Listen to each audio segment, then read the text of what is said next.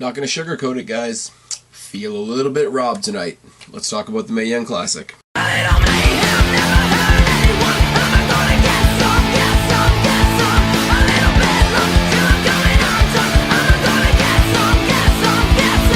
What's going on, everybody? It's your buddy, it's your pal Spaz Phoenix, the YWC Reality Check, here with your Mae Young Classic review for October 10th, 2018. I'm going to take a little side note just for a second. Go back 2 videos. Please check out my highlights package from the Destiny wrestling show that I was at this weekend. It was called Raising Hell. It was a lot of fun. A couple videos and photos and you know, just memorabilia type things from that weekend. If you want to check it out, go check it out. They've got a show coming up on Fight TV in November that I've been giving you guys lots and lots of information about, and will continue to do so. And if you're looking for something just a little bit different to watch, you know, if you're one of those people that's sick of WWE, want something slightly different from NXT or WWE Extended Universe, I guess if you want to call it that, hang around in November on the Fight TV network, and we'll give you more information about the Destiny show that is called Fearless, that will be on the Fight network. The date escapes me at the moment, but yeah, 2 videos ago. Go check it out. Anyways, we're setting up for the Great 8 of the Mae Young Classic 2018. Starting off with Zeuxis versus Io Shirai. Now, Zeuxis didn't really impress me much the first time around. Not gonna lie, other than having really awkward ring gear and having the standout quality of being a luchadora in the tournament, and now spoiler alert, both of the luchadoras are out of the tournament. She's going up against Io Shirai. Now, I know a lot of people like Io Shirai. I heard the name well before this tournament even started, but I have nothing bad to say about her. I want to be clear about that, but I don't get it yet. And partially because this is a really short match that I don't have much to say about. So they have the aggressive handshake to start. You know, they do the handshake begrudgingly, but you know, it's a little bit of extra grip, a little bit of extra dirty look, and we go into the match from there. Collar and elbow tie up and an arm drag and a lariat by Io. I can't read my own damn writing. Forearm by Zeuxis, dropkick to Io into the rail. Okay, now I will say this. I know I'm rambling because my writing is absolutely terrible, and I apologize for that. Zeuxis dropkicks Io off of the apron into the guardrail. So now, if that was a botch, and if Io actually hurt herself, and that's the reason why this match was so short, I get it, I guess. But this was a really short match.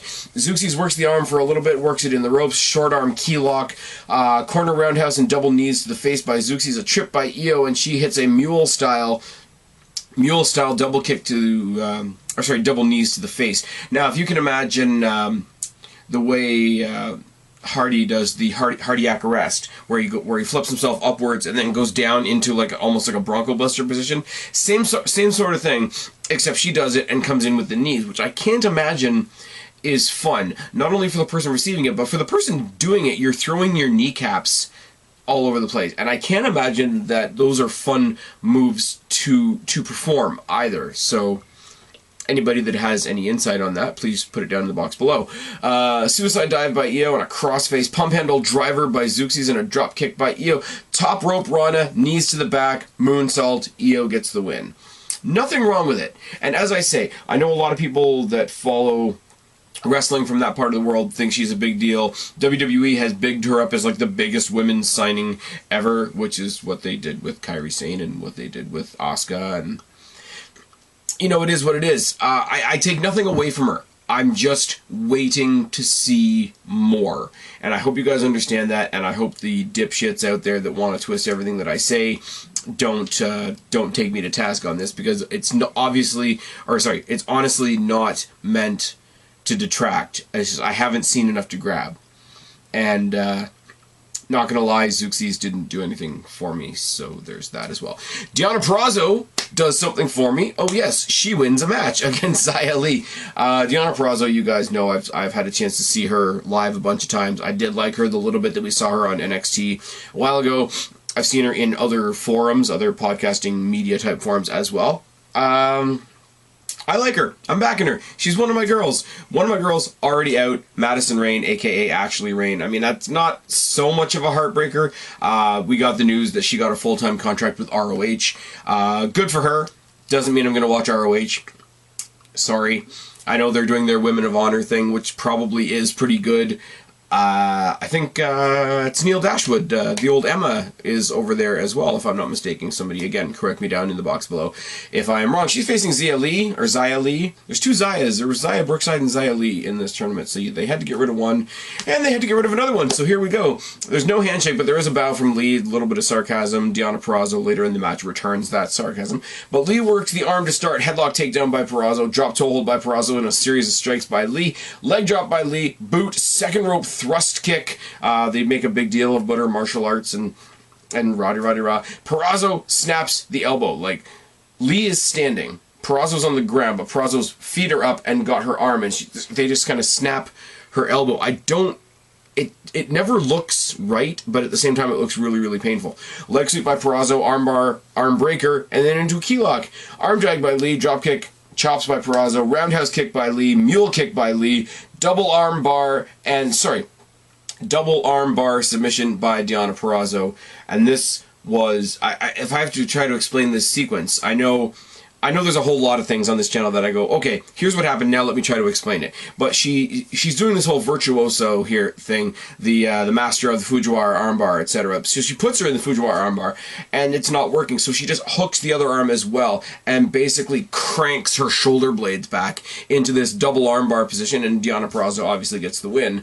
Commentary is quick to kick in that it's going to be Deonna Purrazzo versus Io Shirai in the next round. So, gonna have my heart broken again, but not tonight. Nicole Matthews versus Tegan Nox. Now, I know from spoilers, don't kick me in the face over this one because it's literally been everywhere. I know Tegan Nox got injured at some point, so I'm gonna talk about this match as it came to us on television, and I'm only gonna say what I have to say based on what we saw on television today. When we get that injury to impact the show, then I will discuss it as if it's happened. Does that make sense? It's the joys of pre-tape stuff. When I did my NXT review about an hour ago, and I said, I saw Pete Dunne on NXT tonight, but I know he's actually injured, which is why he wasn't at the Destiny show. I'm treating this the same way. She's on the show until the show tells me she's not. So bear with me on that. I hope you follow my frame of logic on that one. But here we go. And another really, really short one. And Tegan Nox, who I really like, the whole shiniest wizard gimmick. She's a little bit perky. Reminds me a little bit of... oh, what the hell is her name? That's so bad. Dakota Kai on NXT, a.k.a. Bailey done properly. She reminds me a little bit of her, taking on Nicole Matthews, who is really, really, really bland. They have a nice handshake. Cheap shot by Matthews to start the match. Yes kicks in the ropes. Gets her almost in the tarantula position, facing outwards, and does the yes kicks to her completely unprotected, which is a nice little touch and something Daniel Bryan, not his wife, should take into consideration sometime down the line. Corner chops by Matthews and a corner drop kick. Kicks to the back. Kicks to the back are returned by Nox. Straight jacket choke by Matthews, a lariat, and Northern Line suplex. Both girls trade some strikes, and they trade some strikes for a long time. Headbutt and a cannonball by Nox. Shining Wizard, Nox gets the win. In story, right now, Tegan Nox goes on to face Rhea Ripley in the next round. You guys know, I like Tegan Nox, I just said it. Rhea Ripley's one of my girls. I like Rhea Ripley last Mae Young Classic. I would like her in this Mae Young Classic. And the side note that I've made about the entire Mae Young Classic is, if nothing else, the Mae Young Classic is getting me jacked for the NXT UK Women's Division if they ever decide to get that up off the ground and put it on my television. That's another story for another day. Caitlyn versus Mia Yim, and before the match even starts, they make a big deal. Focusing a lot on the injured hand of Mia Yim, which made me stupidly hopeful in this match, because the winner of this match is going to take on Toni Storm next round. So let's go. They have the handshake. It's all good. Collar and elbow tie-up. Chops by Yim. Low drop kick by Caitlyn. Clothesline by Caitlyn, and 3 leg drops followed by a cannonball. Body scissor by Caitlyn, boots by Yim. Boots are right out of the ring. Yim works the leg on the apron. I mean, taking the big, thickest part of the thigh and jamming it into the edge of the apron. And then she goes back in the ring and DDTs the leg. I've said this before. I swear to God I've said this before. I'm sure it's effective. I'm sure there is a lot of torque on the bones and muscles and ligaments and all that sort of thing when you do that. But when somebody DDTs the leg in a wrestling match, it will never not look funny to me, because it just looks like you grabbed the person by their wrong half. That's just me. I'm an idiot. Don't listen. Inverted figure 4 by Yim. Mounted punches. Mia punches the mat, and immediately Caitlyn reverses out of that mount that she was stuck in and immediately goes to work on the hand. I'm glad that Pete Dunne was on NXT tonight, because this was so Pete Dunne-esque, working the wrist, working the fingers, splitting the fingers, etc. Kick in the back of the head by Yim, though, because, take out my hand, I'm going to kick you instead. Shoulder tackle by Caitlyn, back elbow by Caitlyn, and a slam and a tilt-a-whirl side slam. Eat defeat by Yim, spear by Caitlyn, but a knee bar by Yim out of pretty much nowhere gets the win. Now, again, I kind of like Mia Yim. I know I've seen her like way back in the day when she was, I think her name was Jade in Impact. I liked a little bit I saw her then. I liked a little bit that I see her here. You guys know, if you've been following me this long in the tournament, Caitlyn was one of my girls.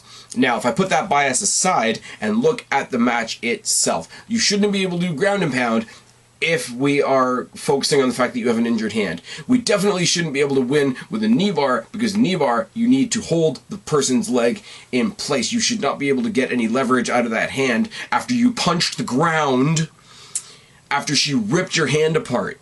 That aside, I have nothing against Mia. Please don't get me wrong. And if her injury is even somewhat legitimate, I do not wish that on anybody. But goddamn, as good as this match was, it didn't make any sense at all. And it really breaks my heart, because I really wanted to see Caitlyn versus Toni Storm next round. I thought that could have been really badass, but it's going to be Mia Yim instead. Big show of respect between both girls after the match. I like the fact that the match at the end of each round sort of feels like a mini season finale, and they sort of linger on it for a second. The crowd hugely, with the big thank you Caitlyn chants and the appreciation for her comeback story. And Michael Cole mentions on commentary to come back in her professional or her personal and her physical life, to come back and make a second go of it. I hope they do something. I hope she's at Evolution. I really do. I'm not saying give her a title shot just because I'm a fan of her or anything like that, but do something. Take the feel-good story and give her an exhibition match. Like, I know she's already signed with ROH, but if you got Caitlyn versus Madison Rayne one night only at Evolution, that wouldn't hurt my feelings at all. But she got a great reception, a great amount of respect from the crowd, which was really, really cool. Full Sail crowd is always good for stuff like that. In the crowd tonight, who did we see? We saw 3 of the 4 horsewomen of UFC. We saw Ricochet. We saw a couple of other people. Really, really feel-good moment for a really, really bummer result, in my personal opinion. Yeah, I don't want Mia Yim out of a job, but I would have liked to see Caitlyn go at least one more round and see her tie up with people like Toni Storm, like Rhea Ripley, etc. But, that being said, we have our final 8, and we have the matches for the next round. We are going to see Miko Satomura versus Lacey Lane. We are going to see Toni Storm versus Mia Yim. Unfortunately, we're going to see Tegan Nox versus Rhea Ripley, apparently, and we're going to see Io Shirai versus Deonna Purrazzo. You guys know where my biases lie. You know who I want to win all 4 of those matches. Hope you guys will join me next week when we have those 4 matches. Until then, I've been Spaz, your YWC Reality Check. Subscribe up there, talk down there, start a conversation, keep all these conversations going. Don't be a stranger. I'll talk to each and every last one of you later, but for right now, I am tagging out. Bye, guys.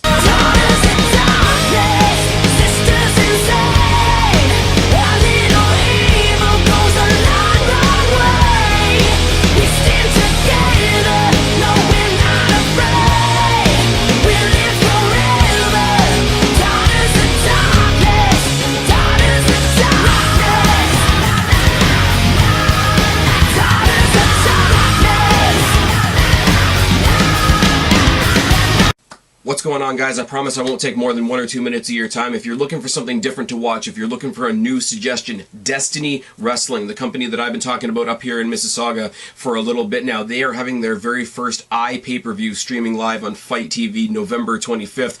I think they're really good. I have a lot of fun at their shows. You guys should check it out. I think you guys are going to have a lot of fun watching their shows. Let me know what you think. Tell them Spaz sent you, and I'll talk to you later. Bye.